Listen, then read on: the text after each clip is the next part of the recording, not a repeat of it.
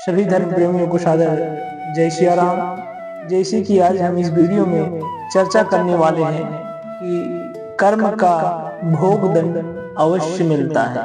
इस प्रसंग को चर्चा करने से पहले यदि यह प्रसंग अच्छा लगे तो वीडियो को लाइक, सब्सक्राइब, बेल आइकन या शेयर जरूर करना। समय न गवाते हुए आइए आप सभी को प्रसंग पर मार्गदर्शन देते हैं। आपके द्वारा किया गया पुण्य कभी नष्ट नहीं होता, उसका फल हमको मिलता ही है। हमने जीवन में जितना भी सुख पाया है यह हमारे पुण्य के प्रताप से हमें मिला है, और जीवन में हमने जितना दुख पाया है यह हमारे पाप का परिणाम हमें दुख बनकर मिला है। गोस्वामी जी कहते हैं, काहू न को सुख दुख कर दाता, निज कृत कर्म भोग सब भ्राता। हर व्यक्ति अपने अच्छे और बुरी कर्मों का प्रतिफल इस संसार सागर में भोगता है। इसलिए हम निश्चित होकर भगवान को सौंप कर सारा काम करते रहते हैं, निरंतर भगवत शरणागत की ओर बढ़ते रहें। देखो, हम अपने ही कर्मों का फल भोगते हैं। किसी ने बहुत कमाल की बात कही, सबको पता है कि अपने अपने कर्मों का खेल, वरना माँ गंगा के किनारे यूं ही बेवजह भीड़ नहीं होती। प्रिय भक्तों, हमें अपने कर्मों का फल भोगना ही पड़ता है। इसी जन्मों में उदाहरण के रूप में समझते हैं। बड़ी छोटी सी कथा है रावण की। रावण के साथ जो कुछ हुआ उसको समझने के लिए पीछे की कहानी समझना पड़ेगा। रावण की बहन जिसका नाम है शूर्पणखा, सूप के आकार जैसे उसके नाखून थे, इसलिए उसका नाम था शूर्पणखा। शूर्पणखा विद्युत जिह्वा के नाम के एक योद्धा से प्रेम करती थी, उससे विवाह कर बैठी। विद्युत जिह्वा कालजी नाम के एक राजा था, उसकी सेना में सेनापति था। रावण जो था वो पूरी सृष्टि पर अपना आधिपत्य तथा प्रभुत्व जमाना चाहता था, स्वामित्व जताना चाहता था।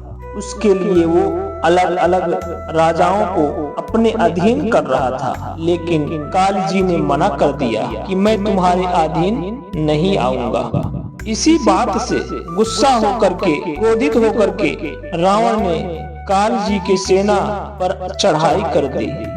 उसे मालूम था उसकी बहन का पति सामने वाले सेना के सेनापति हैं, लेकिन उसने एक ना सुनी। उसने जाकर के विद्युत जिह्वा का वध कर दिया। जब ये समाचार पहुंचा शूर्पणखा के पास में, वो बहुत क्रोधित हुई।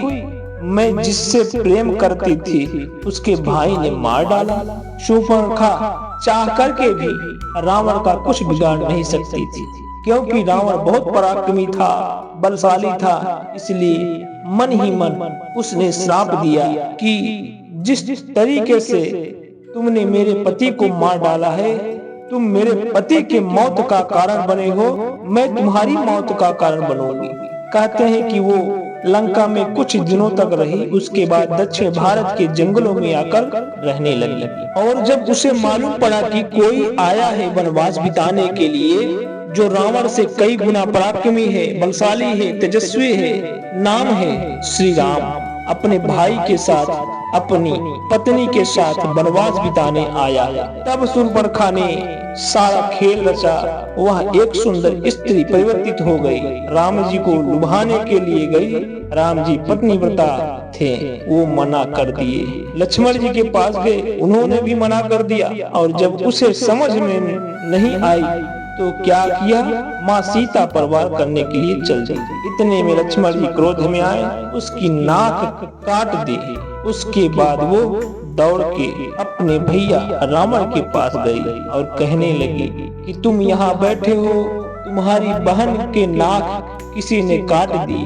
तुमसे पराक्रमी, बलशाली, तेजस्वी वह जंगल में बैठा है, और उसकी पत्नी कितनी सुंदर है। उसे तो तुम्हारी स्त्री होना चाहिए, तुम्हारी रानी बनना चाहिए। तुम क्या करोगे पूरी सृष्टि पर प्रभुत्व जमाकर, अगर तुम्हारे महल में वो स्त्री नहीं। तब रावण की बुद्धि भ्रष्ट हुई और वो पहुंचा माँ सीता का अपहरण करने के लिए। माँ सीता को अपहरण करके लंका लेकर आया, और तब प्रभु श्री राम ने लंका पर चढ़ाई की और रावण का वध कर दिया। अगर रावण ने शूर्पणखा के पति को नहीं मारा होता तो शूर्पणखा रावण की मौत का कारण नहीं बनती। बहुत छोटी सी कथा है जिसका सार यही समझाता है, जिसका सारांश यही कहता है कि जो कुछ आप कर रहे हैं ठीक वही लौटकर के आता चला जाएगा। इसलिए अपने कर्मों का खेल समझना शुरू कर दीजिए, परिणाम भी आपको समझ में आने लगेगा। रावण को अपने कर्मों का फल तो भोगना ही पड़ा। जय सिया राम।